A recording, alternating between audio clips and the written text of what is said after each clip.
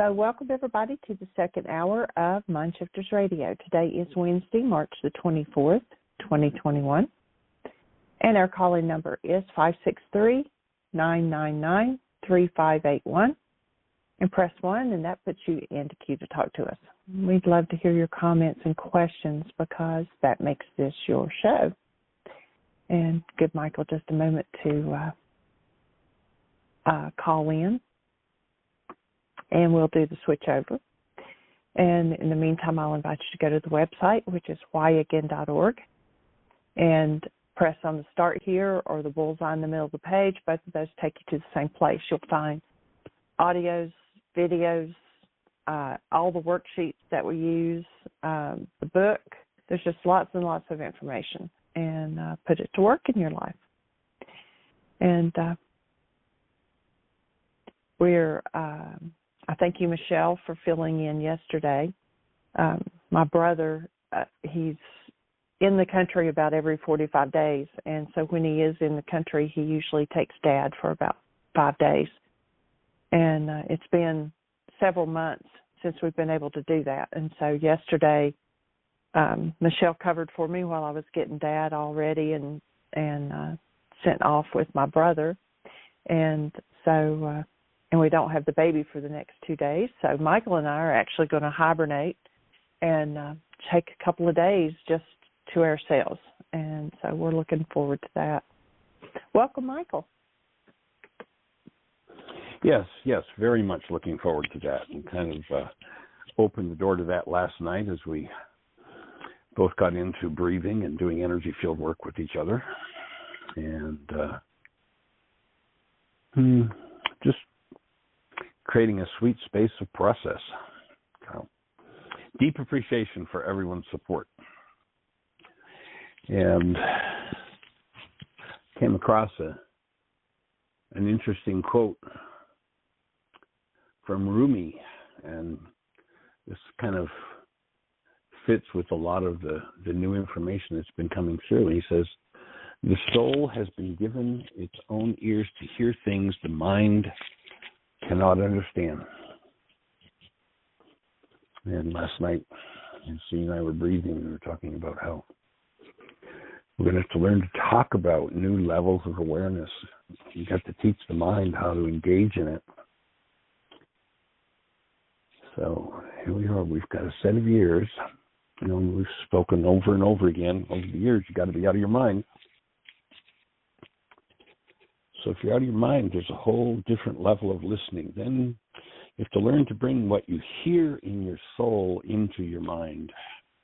And that's what we're working to do with this show, is to bring each new level of experience into a language, or at least a pseudo-language, that can get us closer and closer to the experience of who we are. And I heard the tail end of Dr. Tim talking about, there's no such thing as bad self-knowledge. And that's so accurate, because if we don't ever deal with our own darkness, go to that same by Yeshua, says the eye is the lamp of the soul. What does that mean? Is it your physical eye is a lamp? No. What that's actually saying in Aramaic is your perception is the light that guides your soul's behavior. Then he goes on to say, if the light for you is darkness. Now, of course, that's ridiculous. Light can't be darkness. That's silly. But what he's saying is, and the word light there would be more the guide. So perception is the guide for the soul. If the guide you follow is darkness based in hostility or fear, then the refusal to access and clean up that part of your mind means sooner or later that darkness is going to pop up, going to become the guide that will try to incline you toward behavior. And that's when things get crazy time in our lives and in our relationships. So it behooves in each and every person, Tim was talking about the Mind Shifter tool, as a mechanism for touching into anything that is of hostility or fear, anything that is of darkness. Because if we don't resolve the darkness, sooner or later, it's going to become the light. It's going to become the guide. It's going to surface, and we're going to be directed by that hostility or fear-based content. And then wonder why life gets crazy. What's wrong with this life? I mean, here I am doing everything perfectly, and this person makes me so mad, makes me so sad, makes me so afraid. And that's all darkness. So with each and every tool that we've got, what we're looking to do to access and bring forward those things of darkness. You know, when the ancient teachings, when they said, take care of the heart, for out of it are the issues in life, they weren't talking about the organ, your heart. That word heart would be the unconscious. So if there is darkness in your unconscious, that's what's going to set up the issues in your life. Not that other person, but your own unconsciousness. So when he says take care, he's saying access the darkness in you. Allow yourself to consciously, purposely come into full-blown conscious relationship with everything that's unlike the presence of love in you. So that never unconsciously becomes the director of your behavior.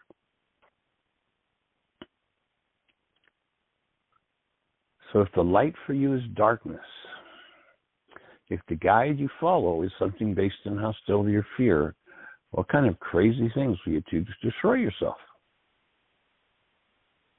And of course, the non-being mind in its darkness always has somebody else to blame. Time for us to take responsibility and get finished with this blame game. Time for us to step back into the truth of who we are as human beings and recognize that human life is the active presence of love. If there's anything in you that's unlike that, it's going to energetically come to the forefront, so you get to resolve it, or you get to pretend that it's somebody else's fault and you get to do it over and over and over again. You know, the essence of the why is this happening to me again experience is, I don't want to look. Don't make me look. In fact, one of the things Gene and I were talking about last night was going back and watching the movie It's a Beautiful Day in the Neighborhood again, where, to me, the main theme of the movie with the character who's really the key character, and it's not Mr. Rogers. The key character is the writer of the article. And response that this guy has to Mr. Rogers' inquiry over again is, don't make me look. I don't want to look at my life. Don't make me look at my darkness. And when we're doing that, we project our darkness into everyone else, and we destroy our relationships with them. When we take responsibility and clean up our darkness, the beauty to me of that movie is this guy, obviously comes in with quite a bit of darkness. I mean, the week before he goes to visit with Mr. Rogers, he goes to his sister's wedding and ends up punching out his father. And somebody else at the wedding punches him out. And he shows up at Mr. Rogers with a black and blue face. And he lies to Rogers and says, oh, it's a baseball accident. Mr. Rogers is not quite so gullible, so he keeps pursuing the opportunities for this man to stop and look at his life. And it changes everything. So we're here to afford you the opportunity to stop and look at your life, to stay engaged in a conversation that keeps moving upward out of the darkness, rather than living in a world that by and large is ruled by darkness, run by darkness.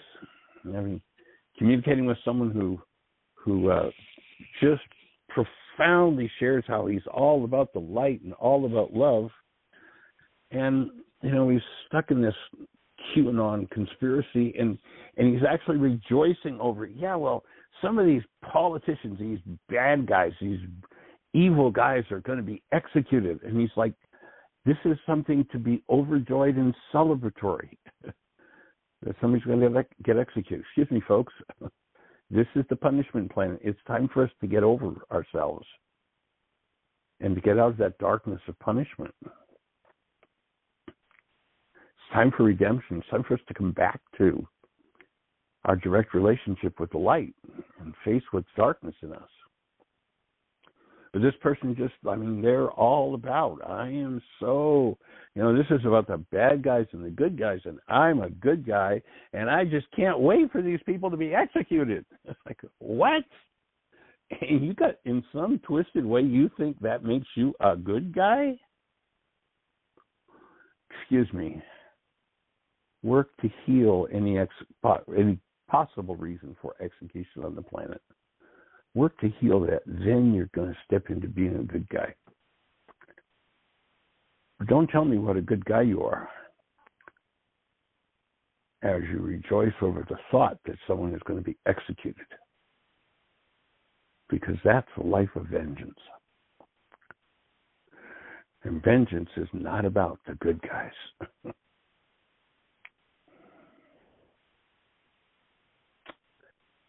So breathing with you, learning to access ever deeper and deeper hidden parts of the mind, and moving through them. That's what we're here to do. We're here to instead of don't make me look, we're here to look and look and look and look and look and be conscious and conscious and conscious till we're done with that stuff. And we've been talking to Richard in the book along similar lines. So we're coming down to the last page of what is projection externalization on page 40. I was saying to Jeannie this morning as we're reading this, it's like, did I understand this back in 1995 when I wrote this? 94, 93, 92? Well, I don't remember understanding it, but boy, as I read the words on the page, wow, Michael, that's pretty good stuff.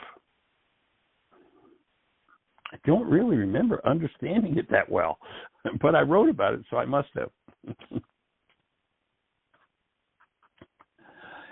So we've been talking to Richard about this whole idea and how when we live in denial, we hide our power in our brain's image of others that we then pretend have our power, like they've taken it away from us.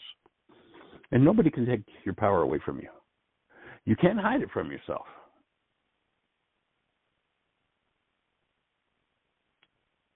So Richard's getting closer and closer to understanding that. And he says, no one can actually make another feel anything. However, others can trigger the internal mechanism, and whatever's there will surface. When someone comes along and triggers darkness for you, if you don't know that that darkness is destructive, then you'll take action out of darkness, and the darkness becomes the light, becomes the guide that you follow.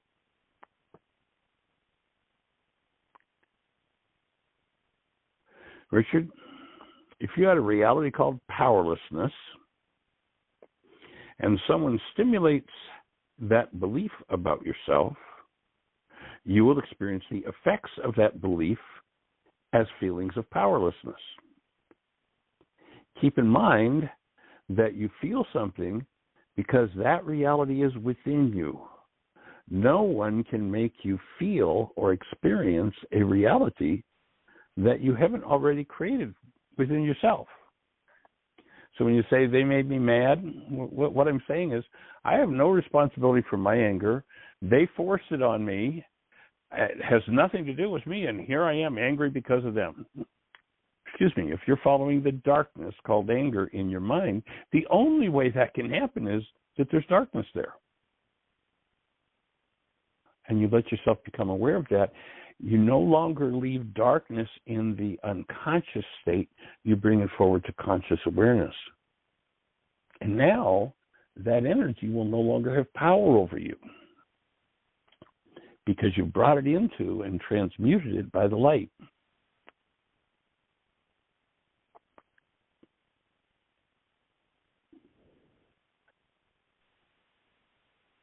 light for you is darkness. How deep will your darkness become? What kind of crazy things have we all done out of our own darkness, out of our own hostility and fear, in order to produce results based in pain and unresolved trauma? Make the space for that unresolved trauma to come to conscious awareness. And then we give Richard a key thought. We'll close with that, and he'll give us a couple of paragraphs to finish out. Key thought: we tend to dislike and resist in others what we, and we could change the word here, suppress, and we would change that word to dissociate.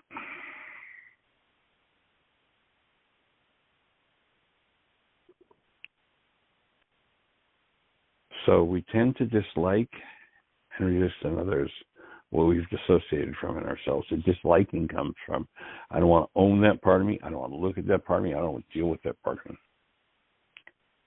So we've got a couple of paragraphs to complete, which we'll do in our next show.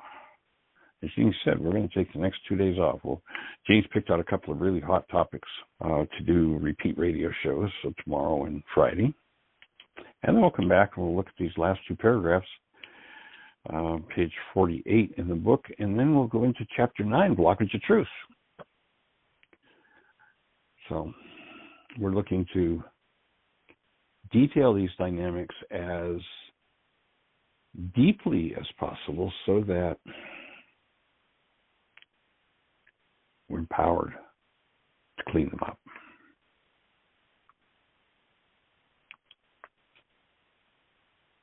What is it that you're resisting in another? Guess who that's about? It's about your own darkness.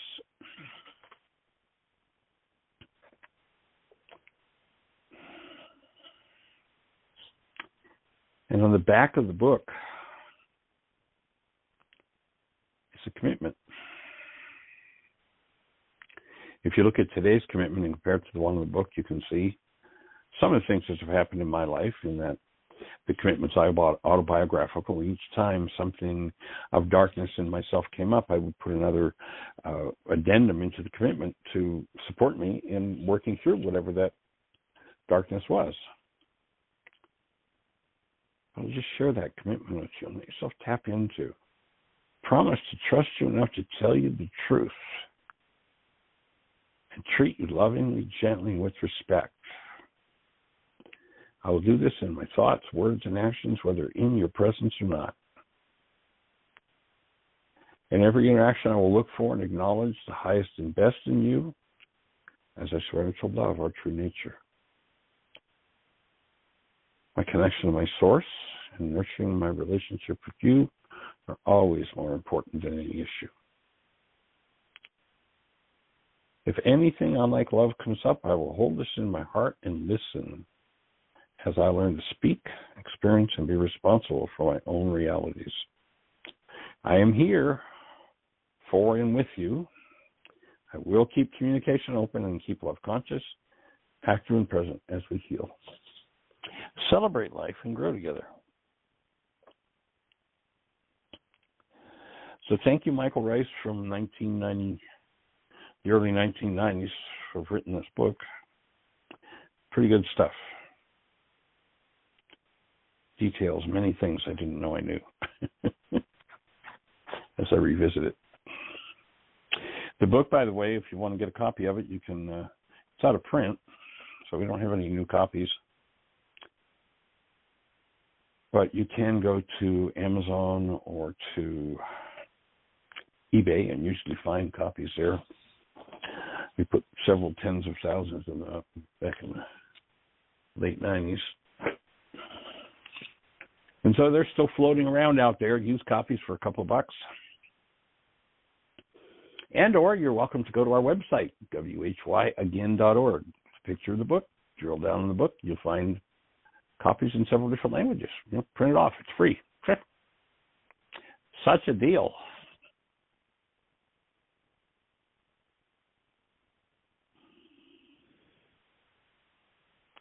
So what's on your mind today? How can we support you? What does that resonate for you? Anything for you to share?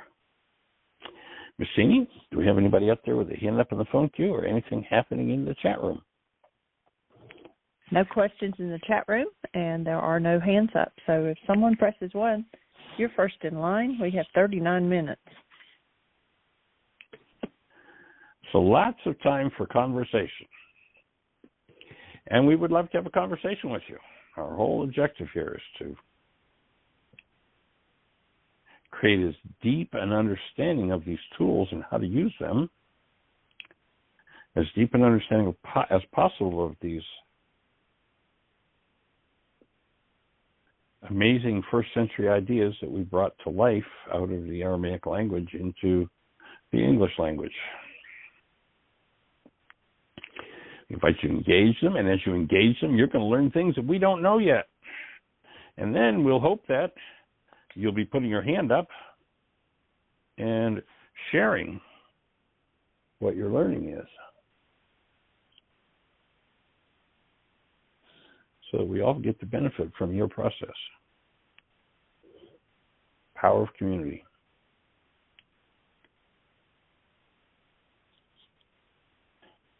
And if it sounds like I'm feeling kind of mellow, it's because I'm feeling kind of mellow.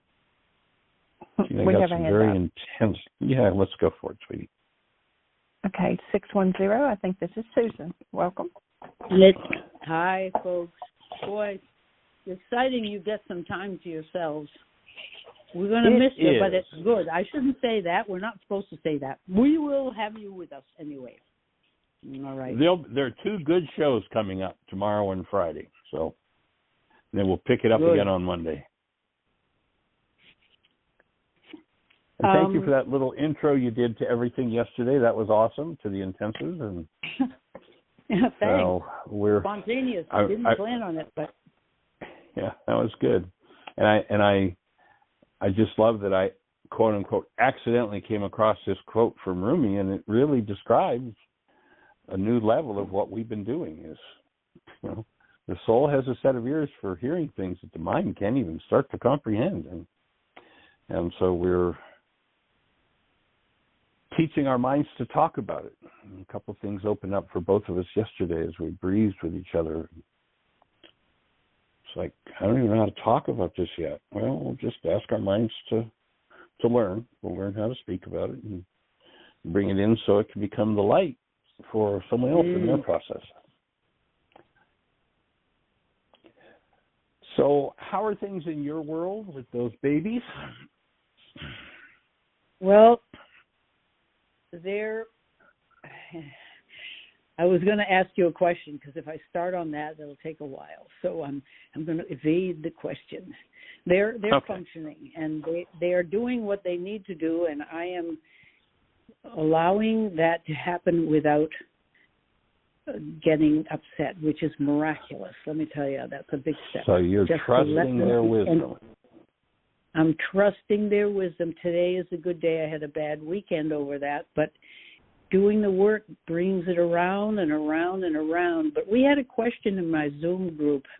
By the way, we didn't use your worksheet today because I didn't hear back from you, and I know you're working on it, so probably it's better to wait. But you said symptoms of healing can morph to a higher level of vitality, morph us, I guess, to a higher level of vitality, and you can understand without any obvious reason.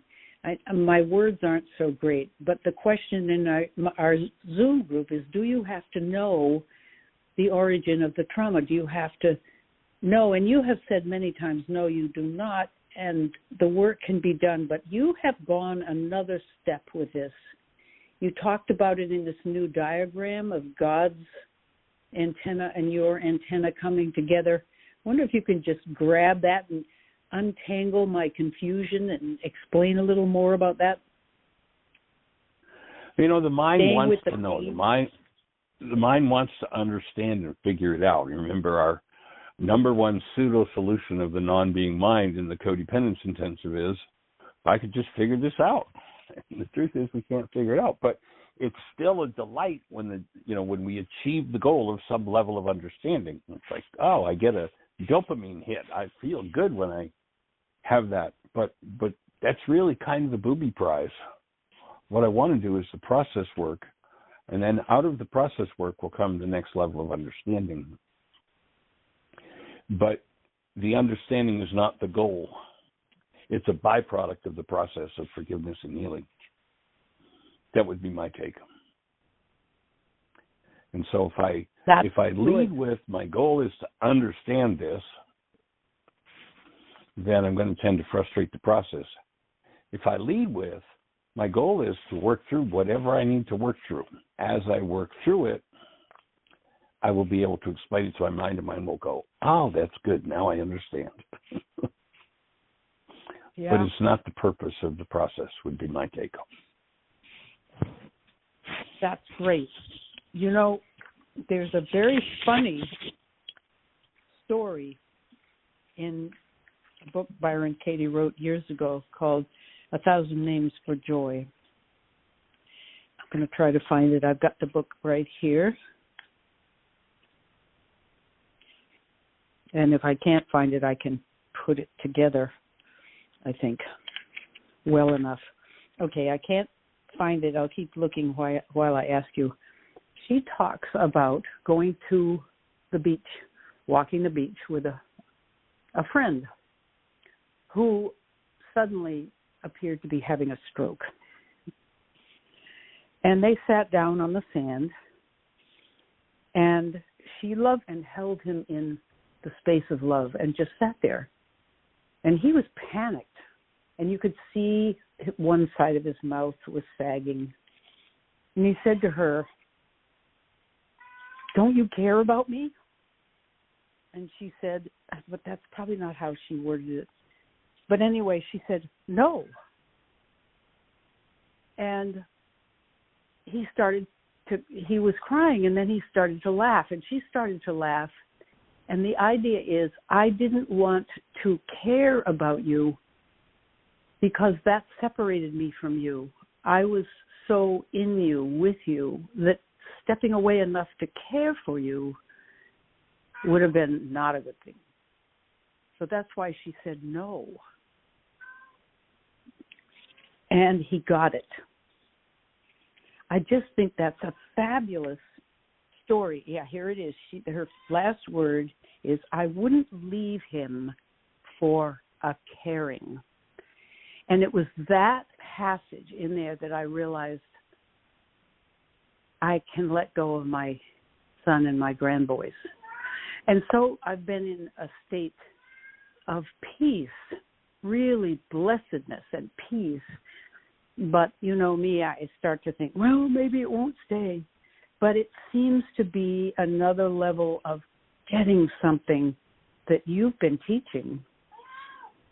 But even the idea of holding a space of love sounds separate. And what she is saying is that kind of love, there's no separation.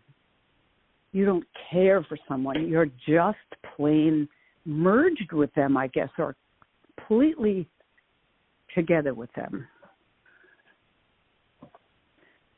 So that's sort of a testimonial, and that was a question about how, because being the leader of my Zoom group, I didn't know how to answer her question, and it seems connected to all of this.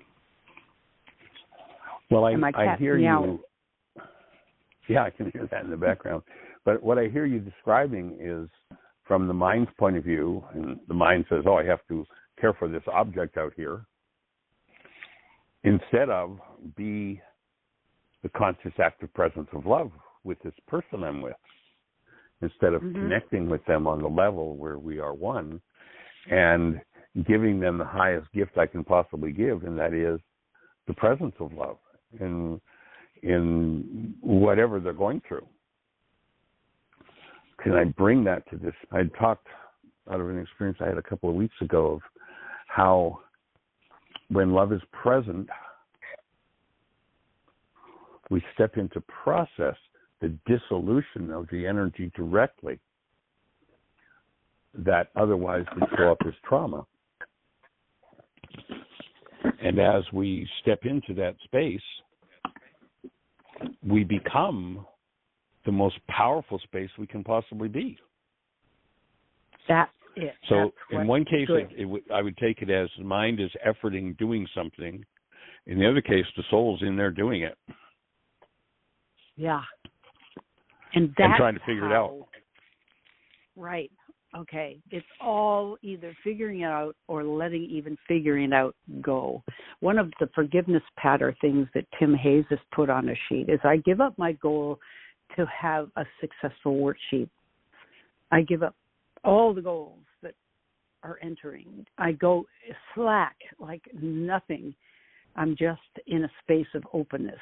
Holding the space of love never really, it was wonderful, but I got sort of halfway there with it. Yes, I'm holding the space of love, which means I don't have to feel love, I don't have to care, but I'm holding in great respect and honor, but it's still a separate thing. And you're talking about there's no separation when you do that.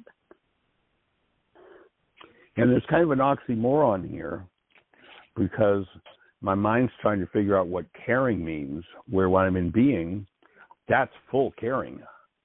But it's not an intellectual effort toward an end. It's, again, we're back to a state of being.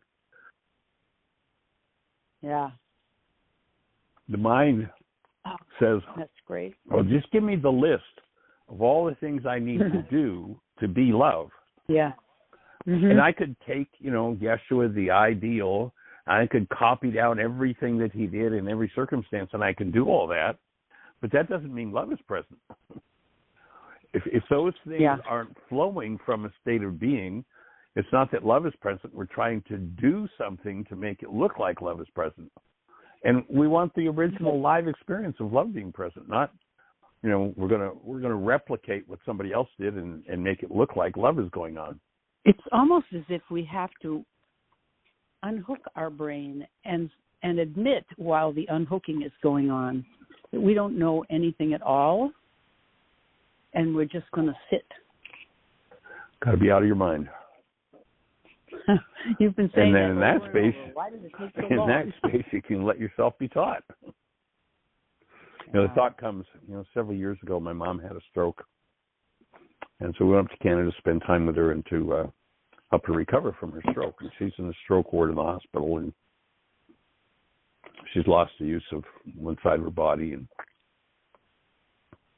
so Jeannie, I just sat with her for hours and worked with rewiring her brain to connect with the side of her body that she had lost control of.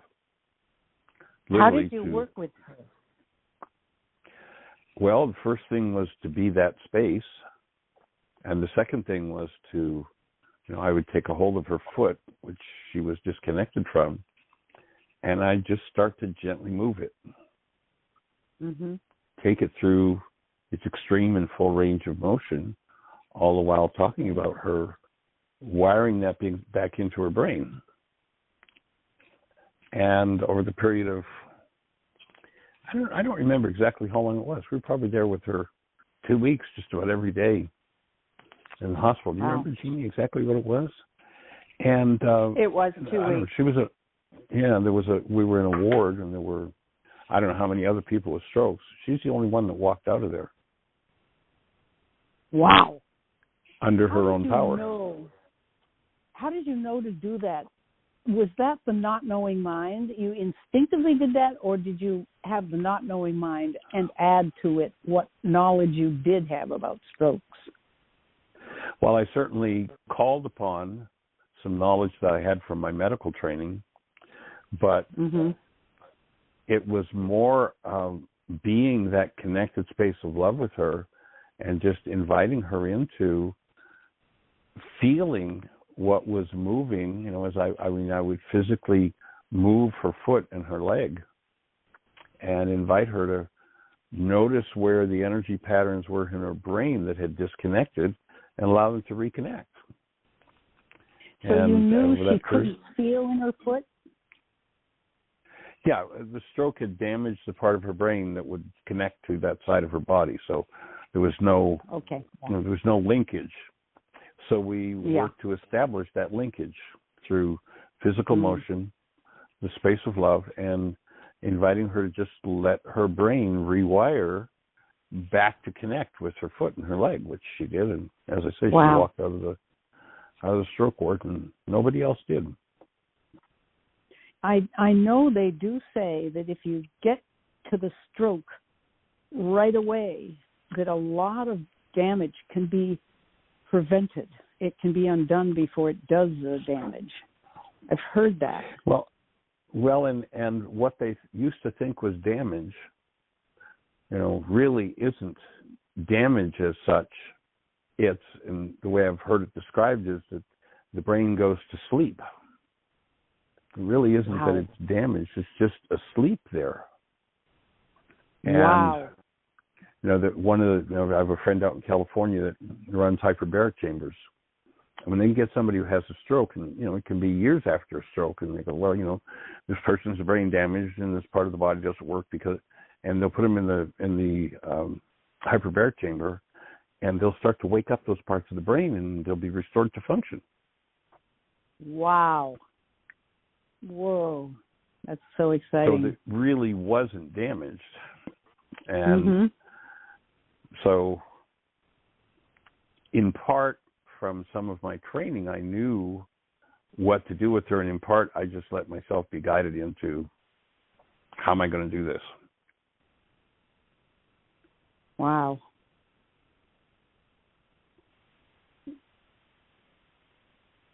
And that comes from, ultimately, as opposed to being in my brain trying to figure it out, the real thing in every circumstance, the real direct experience of life is going to happen when I let go of all of that and just let myself be with what's moving.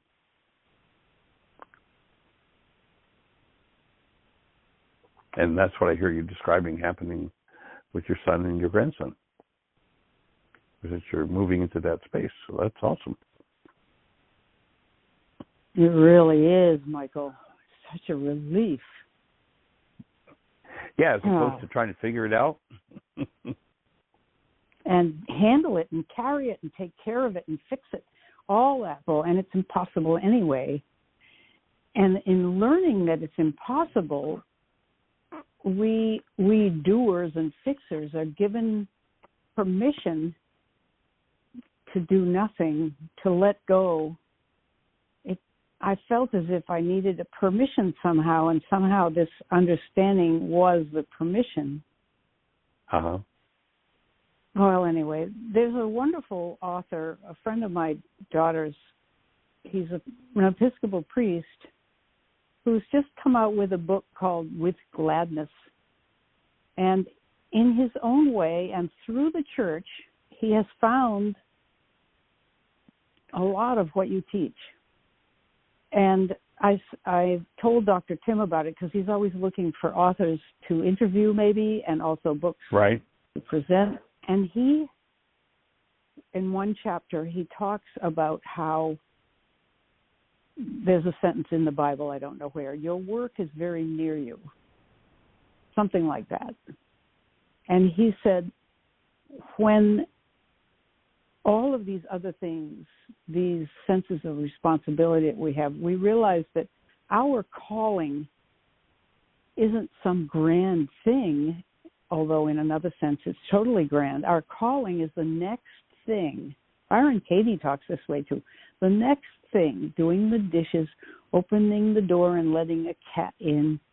These are, he calls them calls. These are calls. And I was leading back to where we were with that, and I lost my train of thought. I feel like Roma. Roma's always saying, I've lost my thought. Well, it happens. So anyway. Well, my take would be that it's the difference between efforting, figuring it out, and doing it, and being alive in the moment, in being, and letting that guide you as to what to do. So in one case, you're doing it from your doer. In the other case, you're being it, and your doer is just being guided to, what action is needed here. It's coming from a totally different place. Said that. Your doer is, that was very cute. Yeah, good. Well, the fact that he called this a call, in the ordination procedure, have you had the call? Well, a lot of young aspirants say, well, I don't know. I haven't exactly heard any voices or anything, but I've just been so attracted. He said the word call is misunderstood and underused. He said we are called all the time. Our work is very near us. And in telling us that, it legitimizes the little things we do, which never seemed to count before because they weren't big enough to be laudable or noticed. But if you call them a call and you realize this is my work here now, suddenly everything, it's like adding water to a dying plant. Everything fills out again. Yes. Everything counts. Yep. Living from being rather than from doing. God. And most of the world says, well, just give me the instructions and I'll follow the instructions.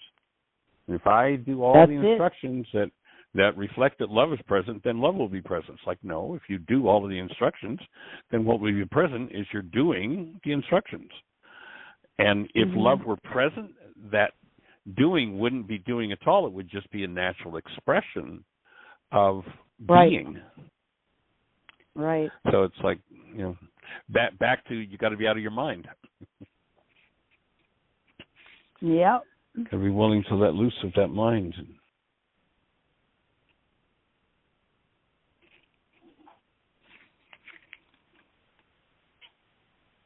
The cat. So I'm with you in your inquiry.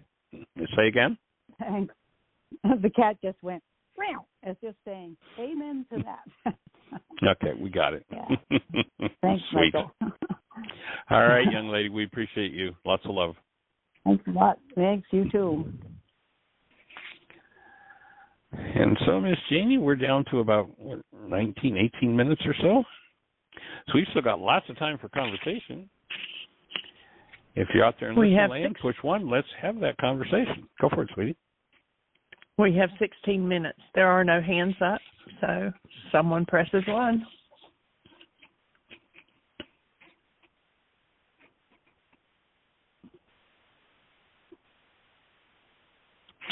So where can we jump into the conversation in your life to help to open that next level of the work you're ready to do?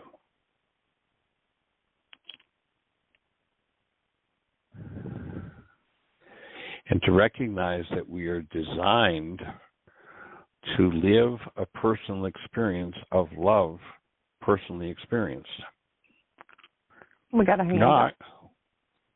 Not hold some object of attention that looks like love to us and go, well, I'm going to do all the things they did, then love will be present for me, because doing all those things doesn't mean love is present. One case is the mind is trying to replicate something. In the other case, it's the real thing, a real, honest-to-God human life, personal human life, personally experienced. So let's say hello to our caller. It's area code 760. You're on the air. Hey there, folks. This is Ann. Hey, young lady. Welcome. How are you today? I'm good. I only caught the tail end of what y'all were talking about, but since there was no callers, I took it as my call to call.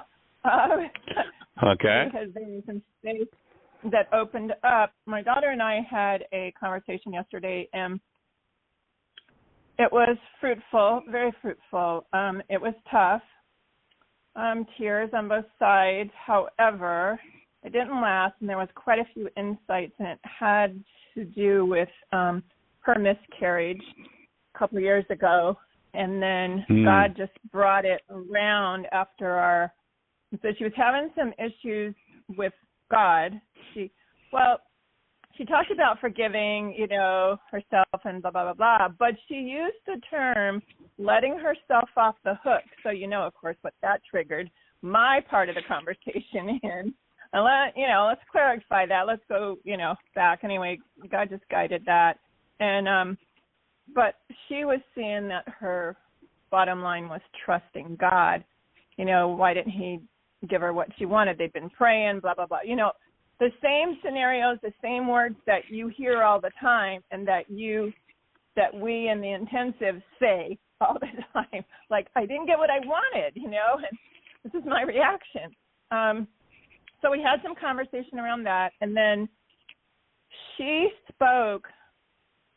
She identified, as she was talking with me, she identified in these words that talked about her schooling, because she was in school at the time. There was a lot of stress going on. She was working part-time in the hospital as well.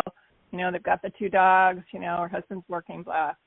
Anyway, she came up with pride herself, that she did, she wanted to finish school, because like once she got pregnant, she could have taken that time off and not finished.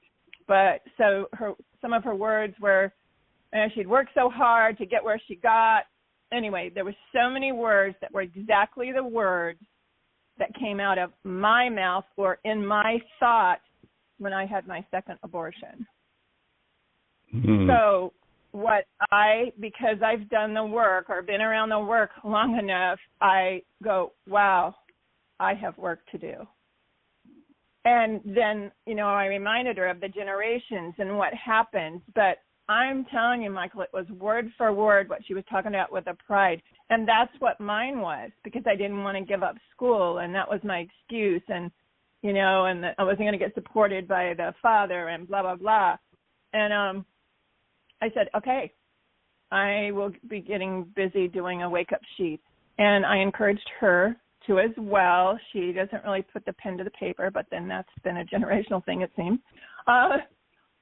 So I'm asking to see if I'm on track with my goal of to help to start this healing, going down the line here. So my goal would be, I wanted to finish school, and then I know I'm going to have more than one of these wake-up sheets. Right. What would have been my goal? Because definitely I was thinking of myself. I wasn't thinking of the baby inside of me. So I'm just not sure if I'm going in the right direction. What the goal would be, because clearly one of my feelings is remorse. Another one, I guess that kind of goes with sadness, upset with myself. I've done a lot of healing work around this. I've already gone through a Bible study, and I've had a memorial service. And that kind of thing. But now with this and her saying that so precisely what I had said, I go, okay. And now she's turning to where she's in menopause, or she's close to menopause. So I had a conversation with that with her, because back when she got pregnant, her body could not have been right. But her body was really stressed out as well. But I don't want to put fingers on, say, hey, this was the reason. And, when she saw the pride start to go into blame, I said, no, it's not about blame. It's responsibility. And she had come up with that word early in our conversation as well. So it's my responsibility to clean up my part, right? So where do I start with the goals? My goal was...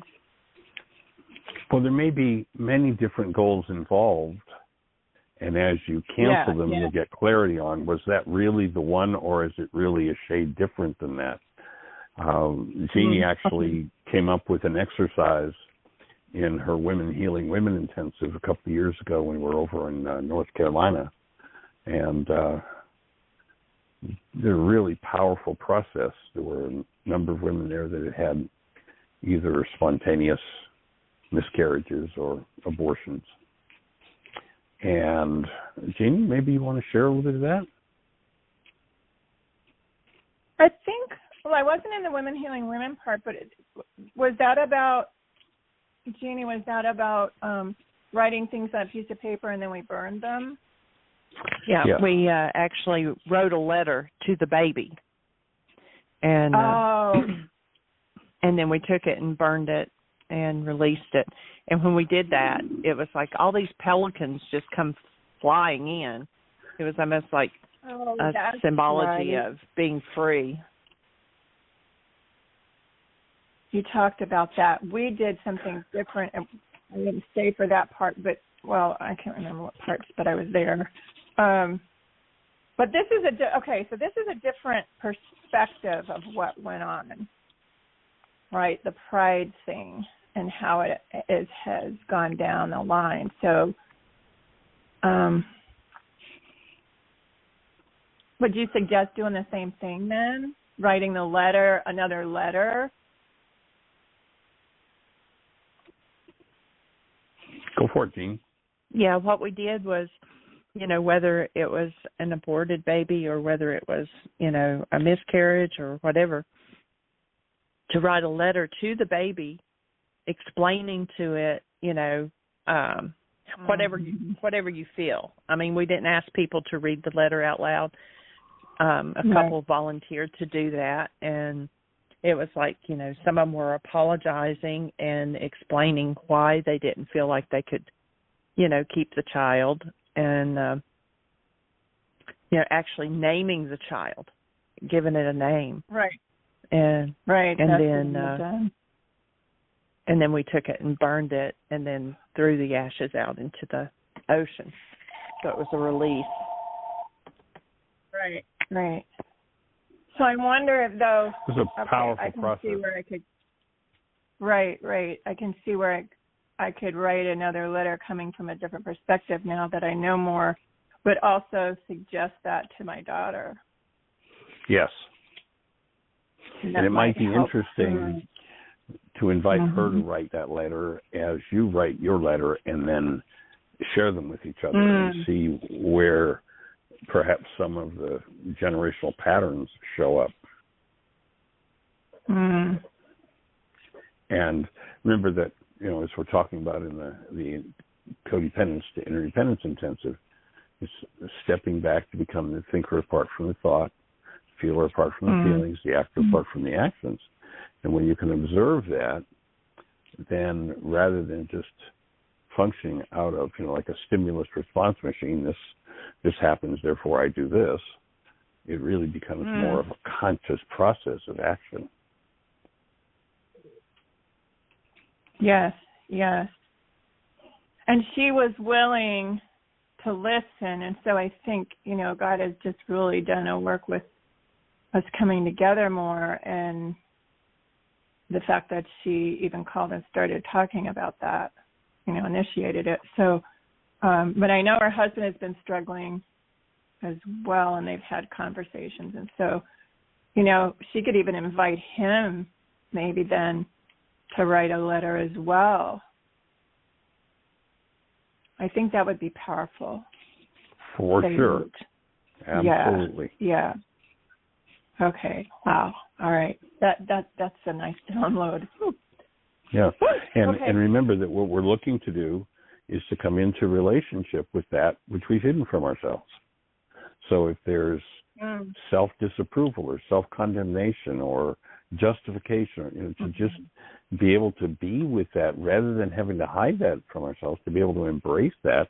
Again, the thing of there's no such thing as bad self-knowledge, to let myself come in touch with that and to rise up to the next level of conscious awareness. It's what allows us to really, truly incarnate as love in our own bodies, in our own expression in the world. Yes. Absolutely. Okay. Got it. Thank you so much. I knew I'd. You just have to ask. It's getting easier to ask.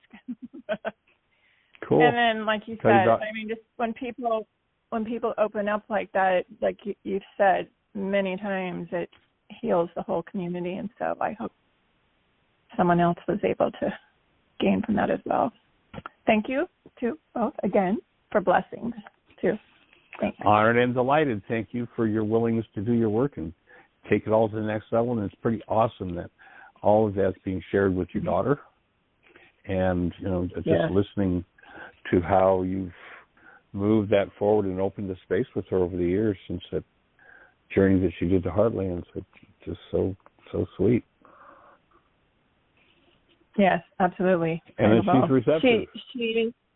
Yes, and she's remembering that as well. She just, she'll have Ari moments and she'll share that, because it has to do with food when she gets creative. And she's, right. Oh, Ari would have loved it. So, yeah, so we'll always have that. Absolutely. Anyway, it was great to have that opportunity. Oh, thanks again. Cool. I feel really good about that. Thank you. All right, young lady. Blessings, Jeannie. Thanks. Lots of love. You too. Bye. There are all kinds of things that the world condemns us for and that we condemn ourselves for. And when we're in that space of condemnation and self-disapproval, which oftentimes is reflected as disapproval of others, then we void our direct experience of being. And when we can embrace those things instead of the separation they create, we come back to that state of connectedness. And I can realize that literally love can be fully present here with whatever that issue is. And when more than one person joins in that project of bringing love present, creating a support team for working through every layer of everything that's ever gone on in the generations. So, quite profound. And it looks like we're down to about the last 2 minutes. So there's probably not much room for conversation as yet for the last 2 minutes. So I'm just going to put it out there that Susan gave us a great intro yesterday to the intensive that's moving forward. And as I said, we're looking at making at this point it'll be 86 hours. I think that's a total of live video work with the intensive. We're looking at making the codependence to interdependence communication practicum available as just an independent piece that you can step into, that there'll be, that 86 hours of live video. And then if you register for that and you do that, it'll be self-study. Personal code evaluation will be included. And you can then upgrade that self-study to a full intensive the next time we're going to do one, so that you get the live component with it as well. And, of course, we have the radio show each day, so that there's always a space to call in and ask questions and get clarity and get support. So I'm really delighted how synergistically everything is working to bring forward new levels of awareness and understanding and availability of the tools. So thank you for joining this space with us. Create the best year yet of your eternal life. It's an awesome gift to give the world. The world needs it. You can do it. Blessings.